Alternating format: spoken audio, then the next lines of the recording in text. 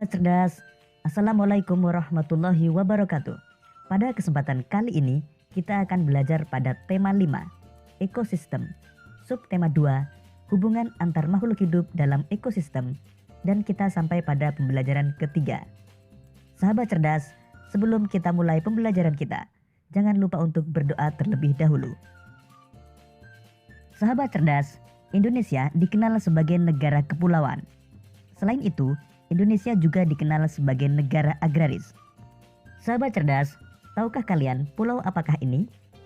Ya, ini adalah Pulau Bali.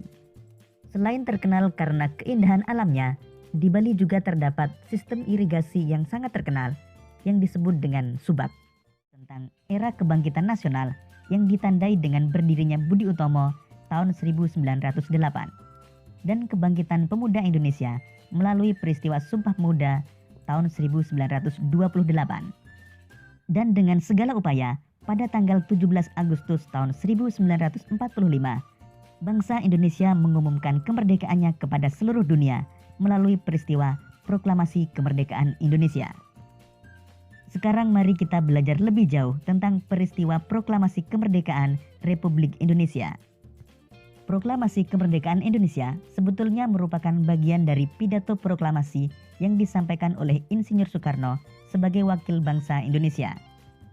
Proklamasi tersebut dibacakan pada tanggal 17 Agustus tahun 1945 pukul 10 waktu Indonesia Barat, bertempat di Jalan Pegangsaan Timur nomor 56 Jakarta.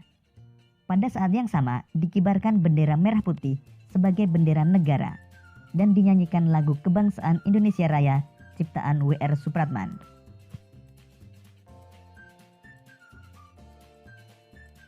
Setelah melalui waktu yang sangat lama disertai pengorbanan besar seluruh rakyat Indonesia, akhirnya kemerdekaan dapat diwujudkan.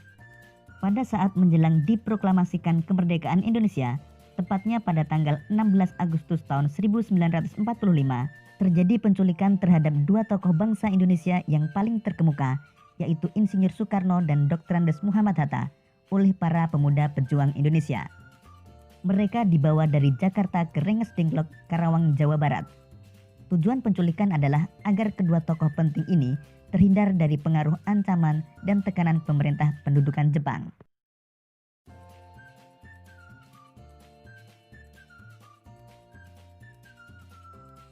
Keesokan harinya, kedua tokoh dikembalikan lagi ke Jakarta dan diamankan di rumah Laksamana Muda Tadashi Maeda, tentara Jepang yang bersimpati terhadap perjuangan rakyat Indonesia untuk merdeka. Di rumah itulah naskah proklamasi dirumuskan oleh 3 orang pemimpin golongan tua, yaitu Insinyur Soekarno, Dr. Andes Muhammad Hatta, dan Mr. Ahmad Subarjo. Dari golongan muda ada Soekarni, B.M. Diah, dan Mbah Diro.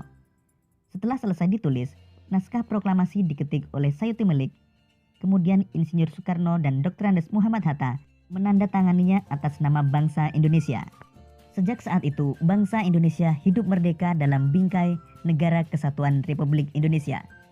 Melalui proklamasi tersebut, bangsa Indonesia mengumumkan kepada seluruh dunia bahwa bangsa Indonesia telah bebas dari penjajahan. Berikut ini naskah proklamasi yang dibacakan oleh Insinyur Soekarno.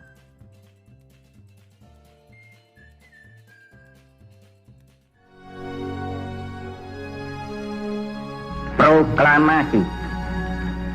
Kami, bangsa Indonesia, dengan ini menyatakan kemerdekaan Indonesia.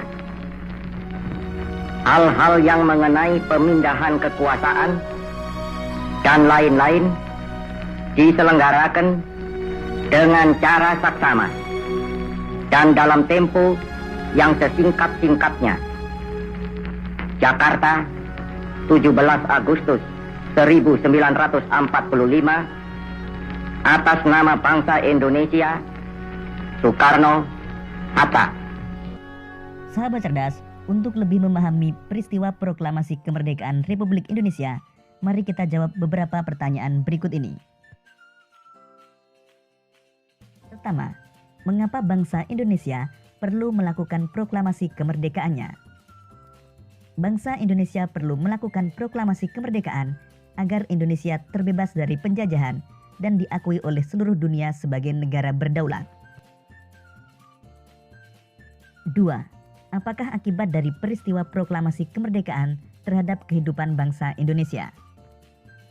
Akibat proklamasi kemerdekaan, kehidupan bangsa Indonesia tidak lagi diwarnai pertumpahan darah, kerja paksa dan pajak yang tinggi seperti pada masa penjajahan. Ketiga, bagaimana nilai-nilai persatuan dan kesatuan diterapkan pada peristiwa proklamasi? Nilai persatuan dan kesatuan ditunjukkan dari kerjasama antara tokoh-tokoh Indonesia dalam mengupayakan proklamasi kemerdekaan. Selain itu, terwujudnya proklamasi kemerdekaan tidak lepas dari seluruh rakyat Indonesia yang bersatu melawan penjajah.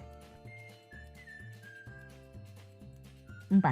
Tahukah kamu tentang peristiwa Rengas Dengklok yang terjadi sebelum peristiwa proklamasi? Peristiwa Rengas Dengklok adalah peristiwa penculikan terhadap dua tokoh bangsa Indonesia yang paling terkemuka, yaitu Insinyur Soekarno dan Dr. Andes Muhammad Hatta, oleh para pemuda pejuang Indonesia pada tanggal 16 Agustus tahun 1945. Tujuan penculikan adalah agar kedua tokoh penting ini terhindar dari pengaruh ancaman dan tekanan pemerintah pendudukan Jepang. Ini kita akan belajar pada tema 5, ekosistem. Subtema 2, hubungan antar makhluk hidup dalam ekosistem, dan kita sampai pada pembelajaran keempat. Sahabat cerdas, sebelum kita mulai pembelajaran kita, jangan lupa untuk berdoa terlebih dahulu. Sahabat cerdas, perhatikan kedua gambar tersebut. Kedua gambar tersebut merupakan ketampakan yang ada di permukaan bumi. Persawahan yang ada di Bali merupakan buatan manusia untuk memenuhi kebutuhan manusia. Sawah merupakan salah satu contoh ketampakan buatan. Sedangkan Gunung Sinabung merupakan salah satu contoh ketampakan alam ciptaan Tuhan. Sahabat cerdas, masih banyak contoh ketampakan alam dan buatan di sekitar kita. Contoh lain ketampakan alam antara lain dataran tinggi, pantai, dan danau. Contoh ketampakan buatan antara lain waduk, pelabuhan, dan pemukiman penduduk. Sahabat cerdas, ternyata terdapat banyak sekali ketampakan alam dan buatan di sekitar kita. Bahkan banyak sekali ketampakan alam maupun buatan yang dijadikan sebagai tempat wisata yang menarik. Salah satunya kebun teh di Puncak Bogor. Indahnya kebun teh di Puncak Bogor. Puncak adalah sebuah kawasan wisata pegunungan yang termasuk ke dalam wilayah Kabupaten Bogor dan Kabupaten Cianjur, Provinsi Jawa Barat. Kawasan Puncak terletak 70 km sebelah selatan Jakarta. Kawasan ini terletak di kaki dan lereng pegunungan Gede Pangrango dan sebagian besar merupakan bagian dari kawasan Taman Nasional Gunung Gede Pangrango.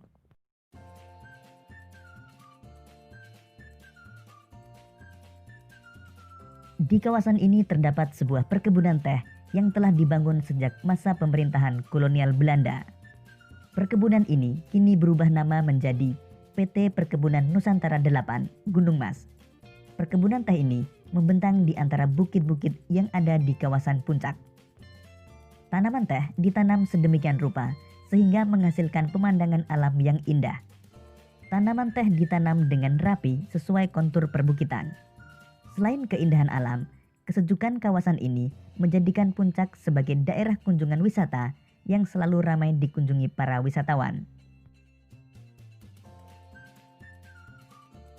Dikarenakan posisinya yang berada di kaki dan lereng pegunungan Gede Pangrango, udara kawasan ini menjadi sejuk, bahkan cenderung dingin.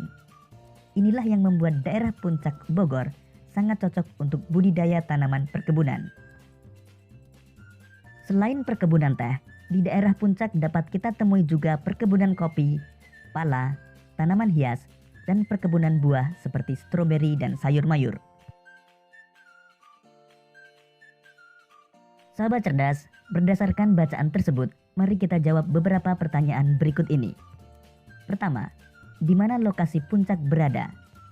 Kawasan puncak termasuk ke dalam wilayah Kabupaten Bogor dan Kabupaten Cianjur, Provinsi Jawa Barat. Kedua, kapan perkebunan teh kawasan puncak dibangun? Perkebunan teh kawasan Puncak dibangun sejak masa pemerintahan kolonial Belanda. 3. Apa saja perkebunan yang bisa kita temui di kawasan Puncak? Di kawasan Puncak dapat kita temui perkebunan teh, perkebunan kopi, pala, tanaman hias, dan perkebunan buah seperti stroberi dan sayur mayur. Sahabat cerdas, Indonesia memiliki kekayaan sumber daya alam yang melimpah. Diperlukan persatuan dan kesatuan dalam mengolah sumber daya alam agar dapat meningkatkan kemakmuran masyarakat.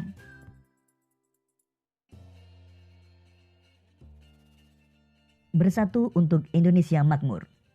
Wilayah Indonesia yang terbentang dari Sabang hingga Merauke tentu memiliki berbagai keunikan. Letak Indonesia di sekitar garis khatulistiwa mengakibatkan Indonesia selalu mendapatkan sinar matahari sepanjang tahun. Hal ini bermanfaat bagi kegiatan agraris, sehingga membuat Indonesia menjadi penghasil berbagai komoditas alam.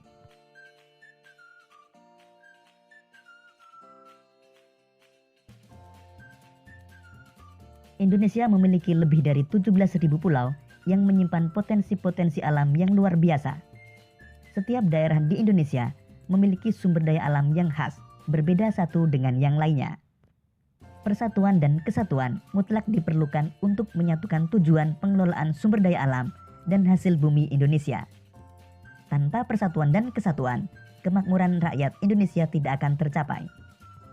Setiap daerah bekerja sama dan saling mengisi untuk mengelola sumber daya alam dan hasil bumi.